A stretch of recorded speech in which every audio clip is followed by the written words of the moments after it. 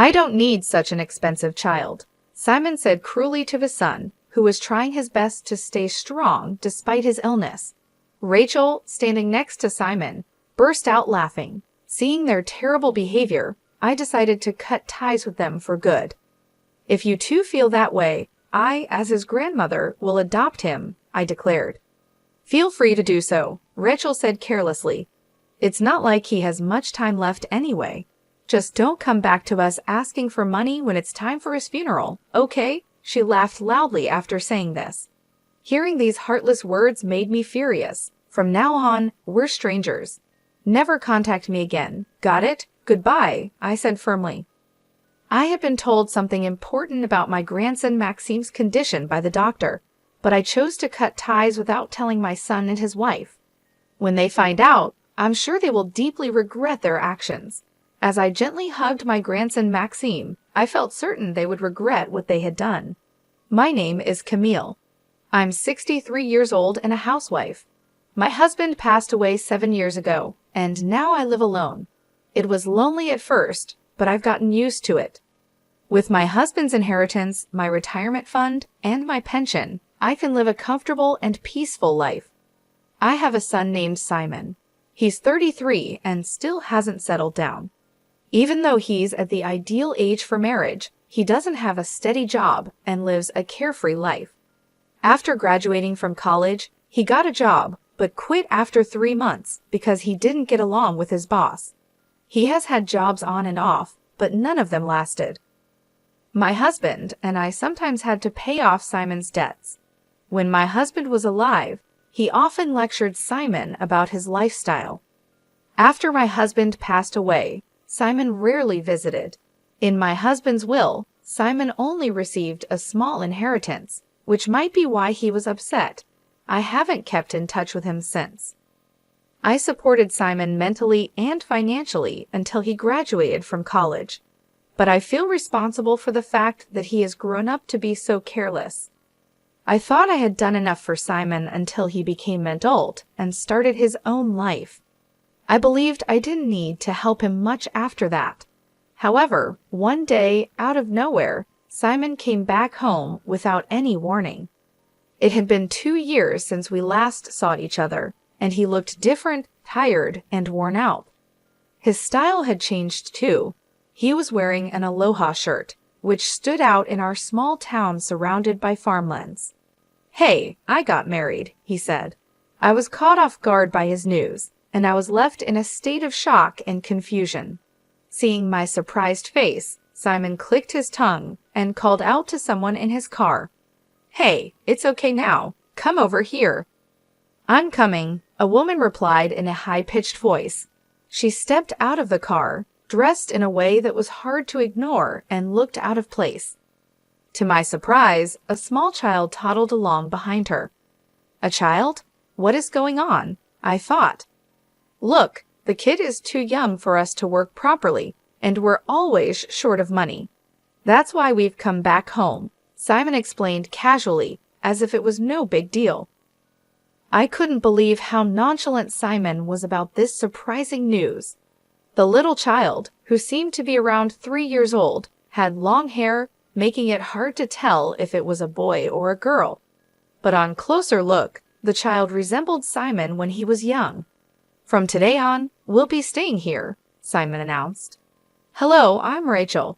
Nice to meet you," the woman said breezily, passing by me and entering the house as if she had always lived there.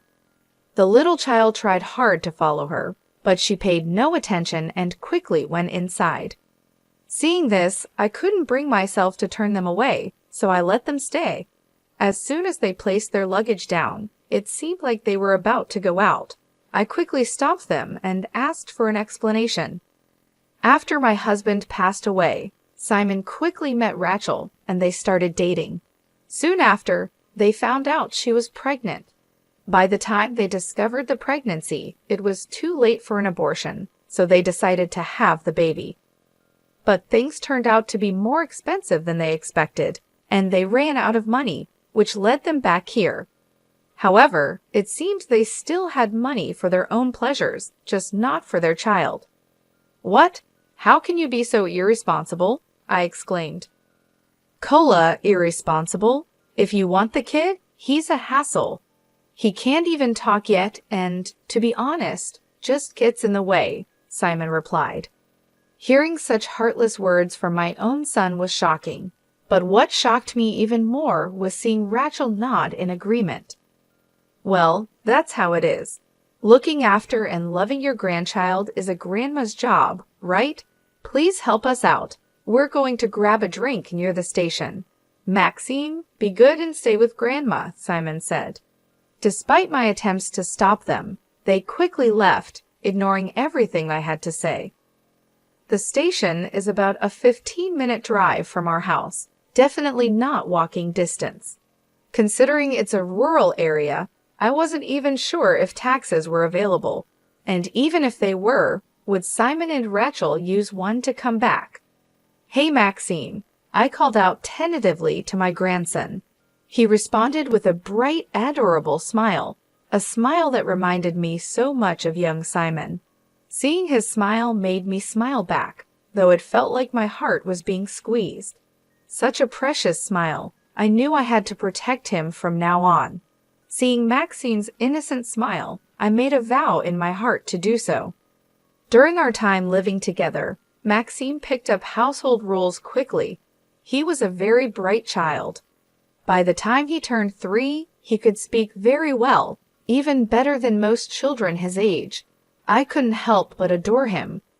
As for my eldest son and his wife, they consistently ignored Maxime, treating him like a nuisance.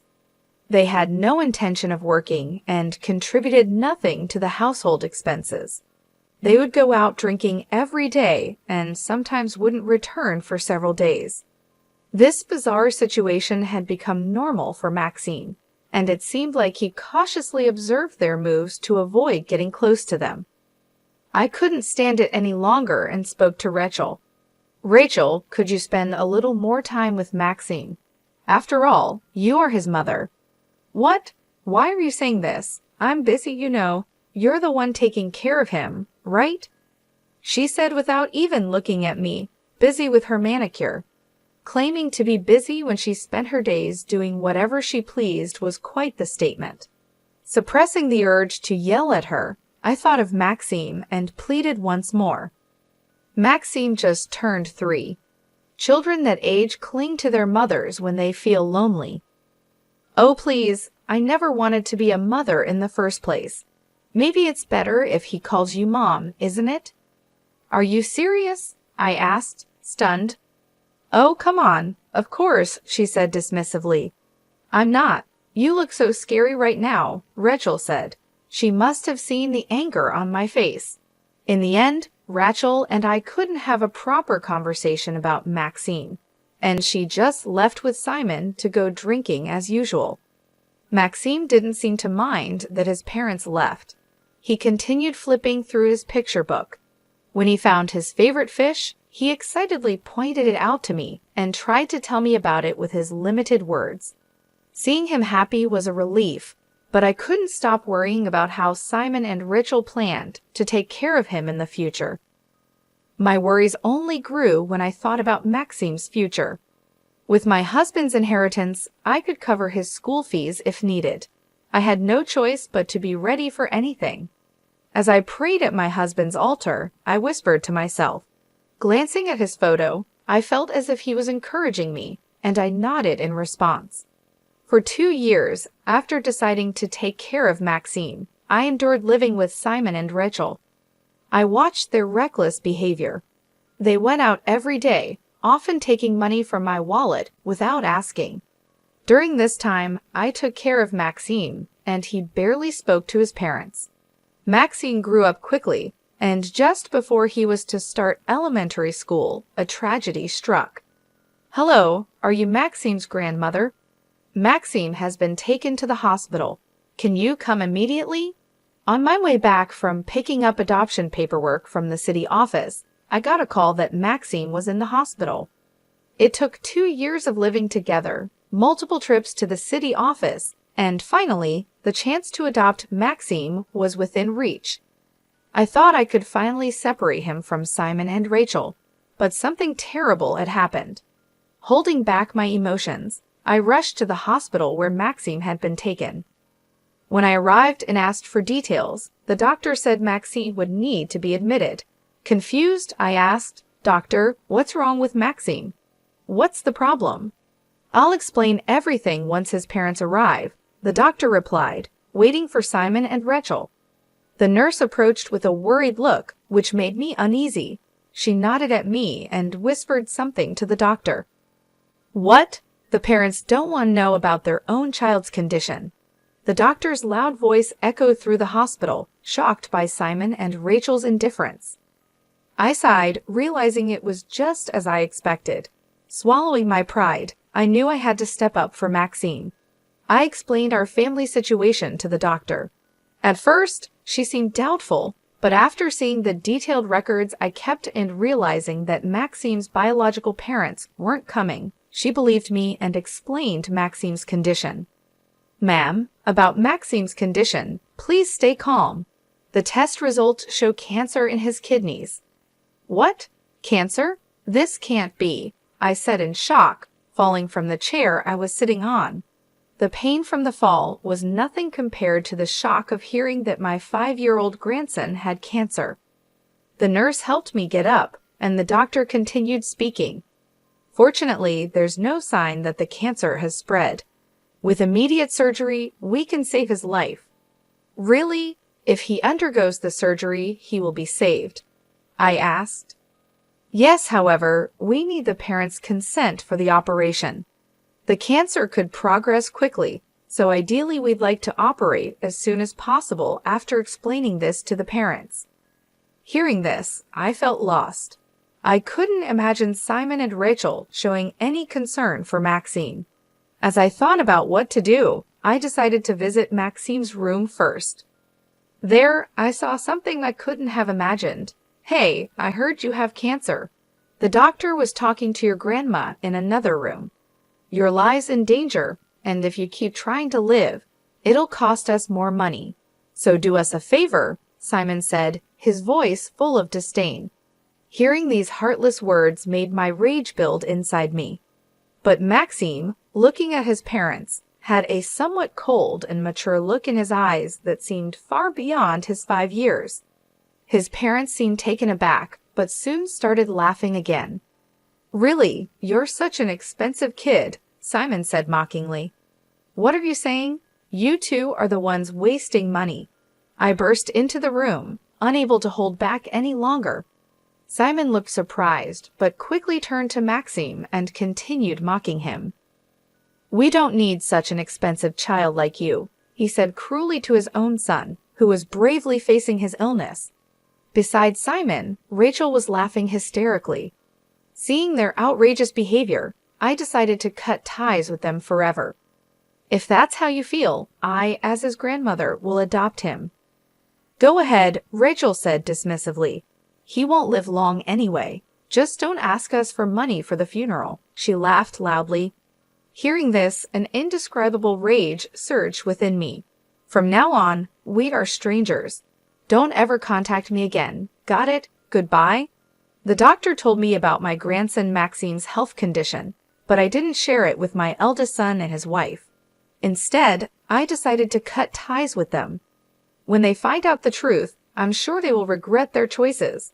As I gently hugged Maxime, I had a strong feeling that they would regret what they had done. I told Maxime about his cancer and the upcoming surgery. I reassured him not to worry about the cost and asked him to go through with the operation. "Maxime, I want you to live. I know the surgery might be scary, but you will recover. I'll be right here with you." "Grandma, if you're with me, I'm not afraid of anything." "I'll go through the surgery and treatment, I promise," Maxime replied. Seeing Maxime trying to smile and not to worry me, even after hearing such harsh words from his own parents, I hugged him tightly. I also told him about the adoption process I had been preparing. Maxime seemed a bit worried at first, but eventually accepted it. That night, I discussed the adoption with my eldest son and his wife, who were drinking at home. They always said they didn't want a child because of the costs and didn't really care about Maxime. To make them leave my house, I offered them a significant amount of money to stay away from us forever. Without any hesitation, they signed the adoption papers and showed no signs of regret or attachment to Maxine.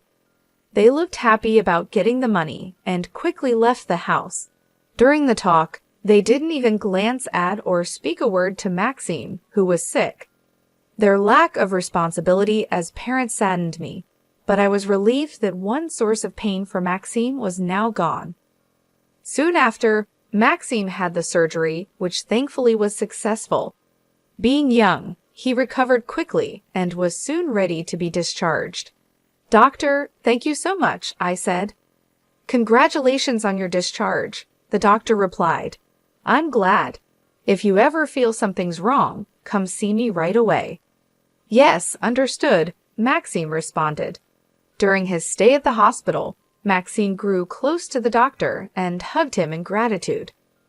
Once back home, Maxime lay down on his bed and said, "Grandma, thank you so much for letting me have the surgery." "Oh, don't mention it. I'm your parent now, and it's what parents should do. You must be tired today. Get some good rest."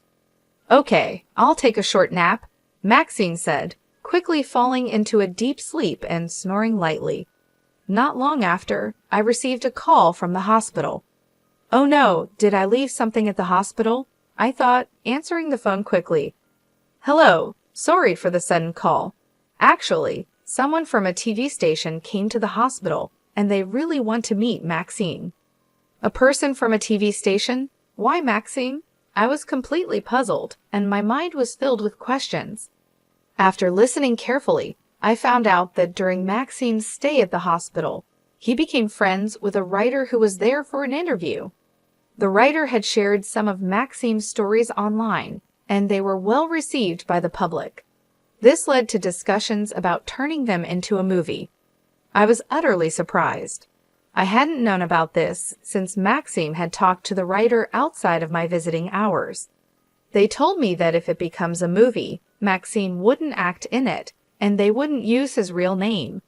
But since it's his story, people who know him might recognize it's about him. "I see. Let me think about it. I'd like to discuss it with Maxime too," I said, wanting to think calmly. I decided to hang up the phone for now. Maxime woke up, rubbing his sleepy eyes. When I told him about the call from the hospital, his eyes sparkled with joy. "Really? My story is going to be a movie that everyone watches." "It seems so. They said they'll hide your real name and make the movie," I explained. "Huh? Why? It's fine. Let them use my name," Maxime replied. "But if they use your real name, everyone will know about your illness and our family situation," I said, surprised by his reaction. Facing my surprise, Maxime answered with an innocent smile. "Because I want to tell everyone I have such a wonderful grandma like you." "Oh, Maxime, thank you," I said, tears welling up in my eyes because of his kindness. I never expected to hear such heartwarming words from him. That night's dinner tasted saltier than usual, but I felt deeply happy and fulfilled. The movie preparations went smoothly. While the film didn't use Maxime's real name, he was introduced as the inspiration for the story. The movie became a huge hit after its release, with theaters packed every day. I watched it myself, and even though I already knew the story, it was still a moving experience. I couldn't hold back my tears watching the touching scenes of a loving grandmother and her smart grandson trying to survive together. Later, Maxime was invited to many events to talk about his story on days when he didn't have school. He led a busy life, wanting to support other kids his age who were fighting cancer. Having gone through it himself, he wanted to cheer them on. I did my best to support him. Thanks to the many lectures he gave, Maxime's bank account grew enough for a lifetime. With this money, he could focus on his treatment without worrying about finances if his illness came back. Even if something happened to me, there would be more than enough money for him to attend university without any concerns. Thinking about the future, I carefully stored his bank passbook, knowing it would be essential. One day, after living this way for a while, my eldest son and his wife, whom we hadn't heard from in about 3 years, suddenly showed up at our house. It seemed they had lost a lot of money through gambling and were now in serious debt.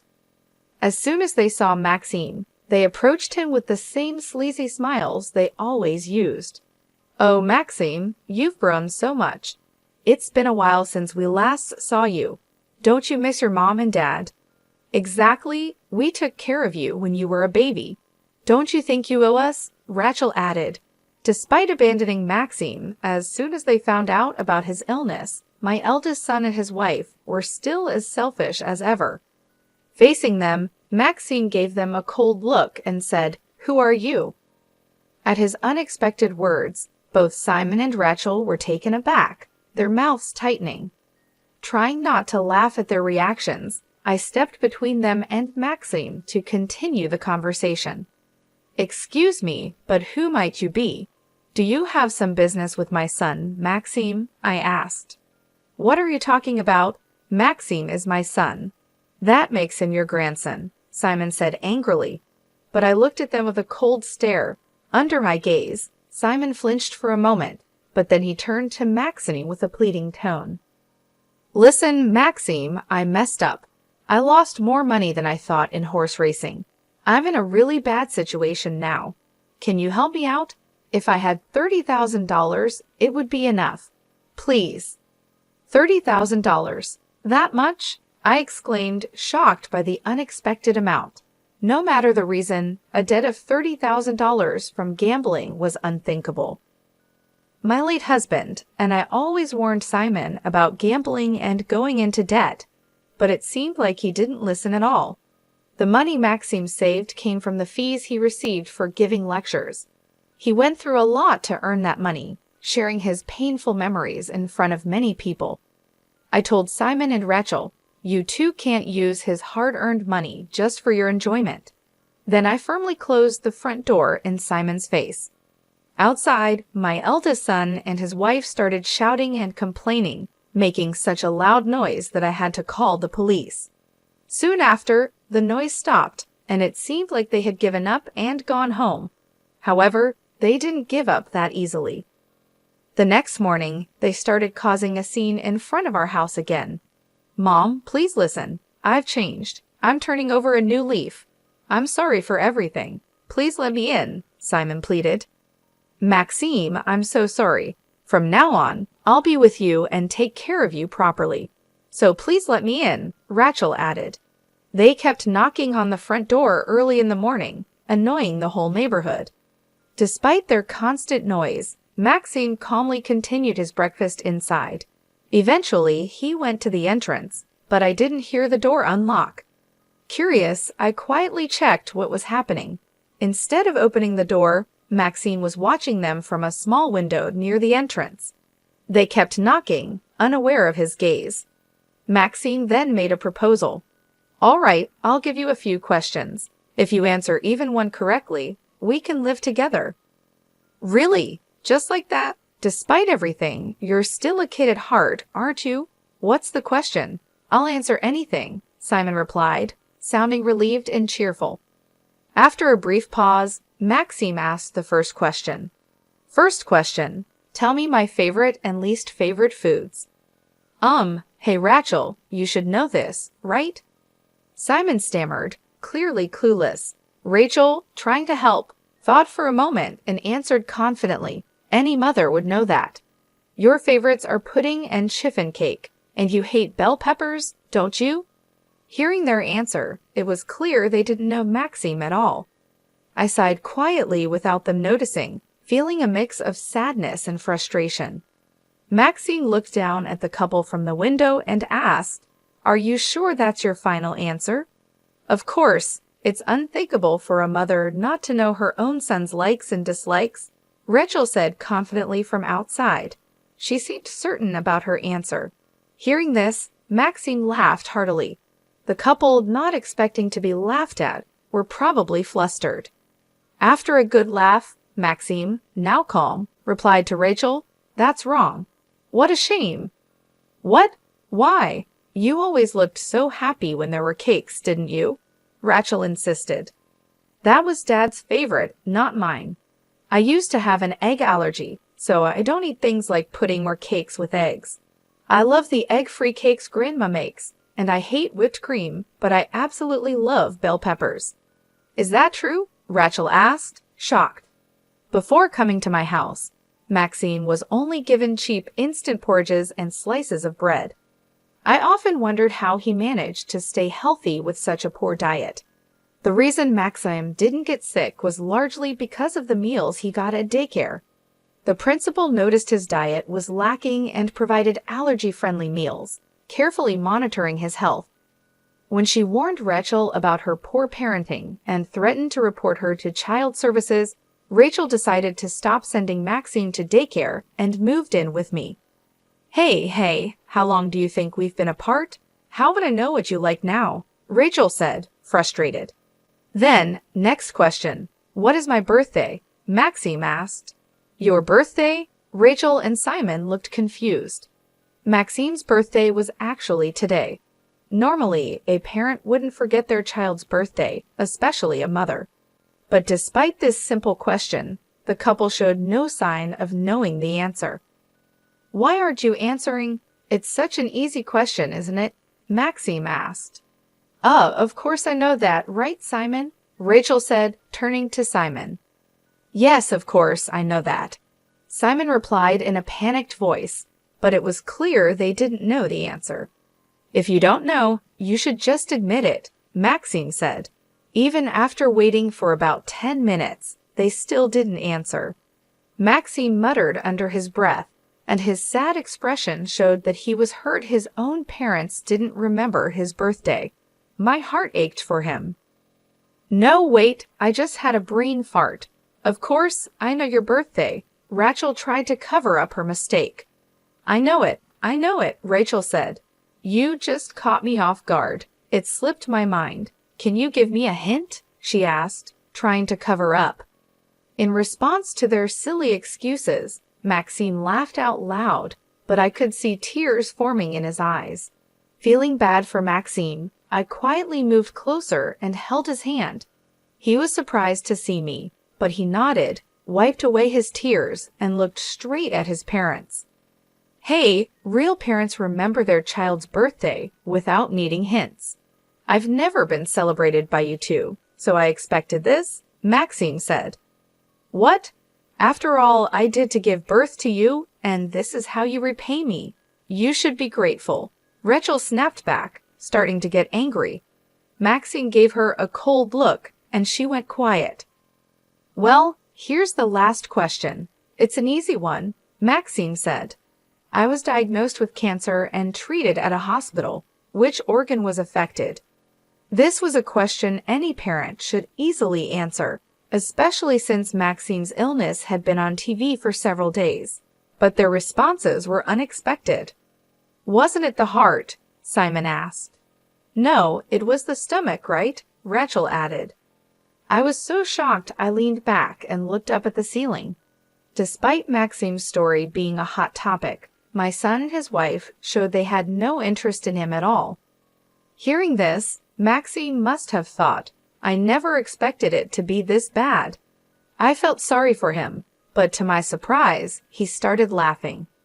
Thanks, I get it now. It's worse than I thought, Maxime said. What? Did we miss something? Rachel asked, puzzled by Maxime's reaction. Maxime smiled, but his eyes were not smiling. It was kidney cancer. You claim to be my family, but you know nothing about me. The only one I consider my family is Grandma Camille. Shouldn't you be grateful I gave birth to you? Rachel asked, still angry. That's the point. To me, the only one I can call a parent is Grandma Camille, Maxime said. Oh, looks like my ride is here. Please don't bother coming here again. Maxime left them with those words and closed the window with a bang.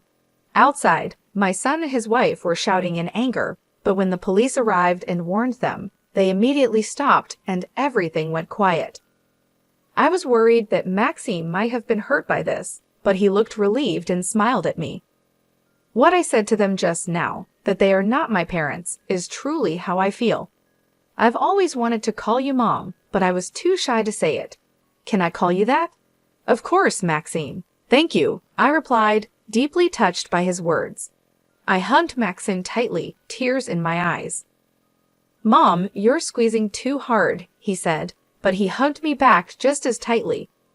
As for those two, they claimed they had lost their son to me, and were saying nonsense like I was being deceived by him. But everything they did to Maxime is documented and recorded, including testimonies from his kindergarten and the parenting diary I kept. The police reviewed the evidence and dismissed their claims. Still, the police contacted us to verify the facts. The officers seemed frustrated with the stubborn claims of my eldest son and his wife. After the call from the police, Maxime went to the police station alone to see them. When he came back, he looked refreshed. I said my final goodbyes to them and told the police everything about the terrible things they've done. They won't have a normal life for a while, I guess, Maxime said. He showed me the evidence he had mentioned. Shockingly, there was footage of the couple committing theft and exchanging money with a stranger. It seemed they believed they could live comfortably off the royalties if they could get Maxime on their side. They even planned to sell him to someone involved in shady dealings in the black market. Seeing their terrible plan, I was in shock and felt chills down my spine. I never thought my own son could be so cruel to his own child. Maxime spoke softly to me, seeing I was dumbfounded. I asked the manager to look into it, and we found out this shocking truth. I thought if you found out, you might be so shocked that you'd faint. That's why I kept it a secret. I'm sorry.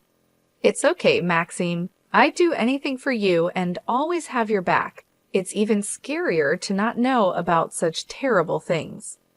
I'm really sorry for hiding it from you all this time. The only one who worries about me this much is you, Mom. That's why I want to protect you too from now on, Maxime said with a slightly embarrassed look. Seeing Maxime's shy expression, tears of joy welled up in my eyes. Even though he has faced many hardships and seems mature for a 9-year-old, that shy expression made him look just like a child, which warmed my heart. My heart warmed as I thought about my eldest son and his wife. They were later found guilty of many other crimes and ended up serving nearly 9 years in prison. They never showed any remorse or apologized. The letters they sent, collected by Maxime's manager, still demand repayment for bringing him into the world. Maxime continues to visit hospitals to encourage sick children. He's now in middle school and has hit puberty, but his kind and honest nature remains the same. He's living a good life. Lately, it seems he has a girlfriend. I see him sneaking out for dates and can't help but think how cute he is. The cancer we worried about shows no signs of coming back, and his recovery is going well. Although it's impossible to say it will never return, regular checkups are essential. For now, he's living just like any other kid his age and seems happy every day. I still fuss over Maxime and nag him a lot. Naturally, there are times when he gets annoyed, but taking care of him gives my life meaning. I hope Maxime can bear with me a little longer. My biggest goal now is to live long enough to see Maxime's wedding as a parent. If I'm being greedy, I'd love to see the face of Maxime's child, my great-grandchild. To make sure I stay healthy until then, I've started going to the gym. Because of this, people around me are often surprised and call me a lively and young grandmother. For Maxime's sake, I'll strive to be a mother he can proudly show off for as long as possible. I'm going to keep pushing forward.